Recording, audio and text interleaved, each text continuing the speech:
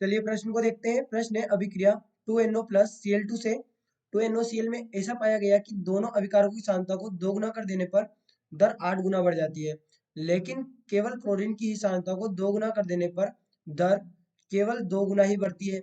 निम्न में से कौन सा कथन गलत है? यहाँ पर हमसे पूछा गया कौन सा कथन गलत है। तो देखिए, हम बात करें विकल्प की, तो विकल्प ए हमें दिया गया है Cl2 में अभिक्रिया प्रथम कोटि की है, विकल्प बी अभिक्रिया NO में द्वितीयक कोटि की है, विकल्प सी अभिक्रिया की संपूर्ण कोटि 2 है और विकल्प डी अभिक्रिया की संपूर्ण कोटि 3 है। तो देखिए, यहाँ पर बात करें प्रश्न की मुख्य अवधारणा की, मुख्य मुख्य अवधारणा, तो यहाँ पर समझे होता क्या है कि यदि हमसे दर की बात की गई तो दर को हम किस प्रकार से रिप्रेजेंट कर सकते हैं। यहाँ पर हम लिख सकते हैं R बराबर K इंटू अभिकारक A।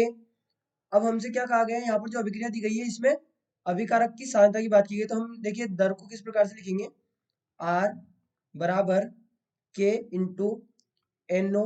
अब यहाँ पर हमें कोटि निकालनी है, तो हम लिख दे X मान ले NO की कोटि और Cl2 की कोटि को हम मान ले Y। अब देखिए हमसे क्या कहा गया है कि ऐसा पाया गया कि दोनों अभिकारों की सांद्रता को 2 गुना करने पर दर 8 गुना हो जाती है, यानी कि यहाँ पर क्या होगा 8R, यानी कि दर 8 गुना कब, जबकि दोनों की सांद्रता यानी कि NO की सांद्रता और Cl2 की सांद्रता इन दोनों को 2 गुना कर दिया गया। अब यहाँ पर हम क्या करेंगे, इसको इस प्रकार से, ये हमारे पास में इससे कैंसिल हो जाएगा, ये हमारे पास में इससे कैंसिल हो जाएगा, तो हमारे पास में क्या बचेगा 1/8 इज इक्वल टू, या फिर देखिए इसे हम इस प्रकार से हल करें कि हमारे पास में जो हमें यहाँ पर समीकरण पहले हम बना लें, ये हमारे पास में समीकरण 1 हो जाएगी, ये हमारे पास में समीकरण 2 हो जाएगी, और तीसरी हमें क्या कहा गया, तीसरा केवल क्लोरीन की सांद्रता को 2 गुना करने पर दर केवल 2 गुना ही बढ़ती है, यानी कि 2R हो जाती है कब, जबकि यहाँ पर NO सेम है, केवल क्लोरीन की सांद्रता को 2 गुना किया गया है। तो ये हमारे पास में आ गई समीकरण 3। तो अब हम क्या करेंगे, अब हम यहाँ पर देखिए हम करेंगे 1 डिवाइड बाय, यहाँ पर हम करेंगे 2 डिवाइड बाय 3, यानी कि समीकरण 2 को डिवाइड करेंगे समीकरण 3 से। तो हमारे पास में हमें क्या प्राप्त होगा, ये यहाँ पर हमें प्राप्त होगा 8R is equal to 2R is equal to K 2NO X, और ये हो जाएगा 2Cl2 Y is divide by, यहाँ पर ये क्या होगा, ये होगा KNO X, और ये हो जाएगा 2Cl2 Y। तो अब क्या होगा कि ये तो कैंसिल हो जाएंगे आपस में, और ये भी कैंसिल हो जाएंगे, ये भी कैंसिल हो जाएंगे, हमारे पास में बचा क्या अल्टीमेटली 4 इज इक्वल टू, ये NO से NO भी कैंसिल होगा, तो ये बचेगा हमारे पास में 2 की पावर X।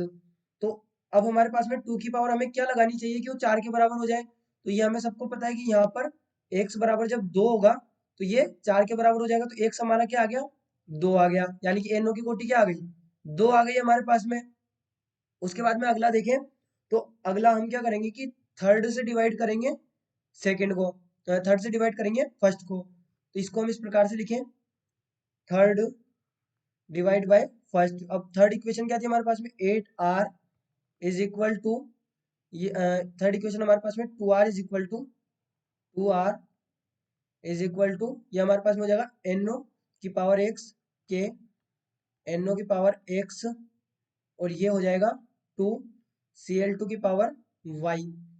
इसके बाद में अगला फर्स्ट इक्वेशन क्या है हमारे पास में, R is equal to K into NO X, और ये हो जाएगा Cl2 Y। तो ये तो इससे कैंसिल हो जाएगा, ये इससे कैंसिल हो जाएगा, ये इससे कैंसिल हो जाएगा, तो हमारे पास में बचा क्या 2, यहाँ पर Cl2 भी कैंसिल हो जाएगा, तो ये बचेगा 2 की पावर Y। तो Y कितना होना चाहिए कि ये 2 के बराबर हो जाए, तो यहाँ पर हमें पता है कि Y बराबर होगा 1 के, यानी कि 2 की घात जब 1 होगी तो ये 2 के बराबर हो जाएगा, यानी कि ये हमारे पास में किसकी कोटि आ गई Cl2 की कोटि, Cl2 की कोटि। तो Cl2 क्या है, प्रथम कोटि की अभिक्रिया, वहीं पर X हमारे पास में आया था, तो ये क्या था हमारे पास में NO की कोटि।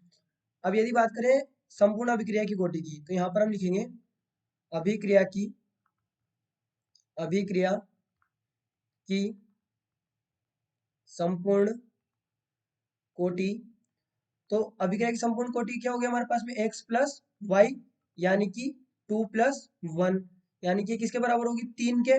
तो अब हम विकल्प को देखें तो विकल्प ए दिया गया है Cl2 में अभिक्रिया प्रथम कोटि की है।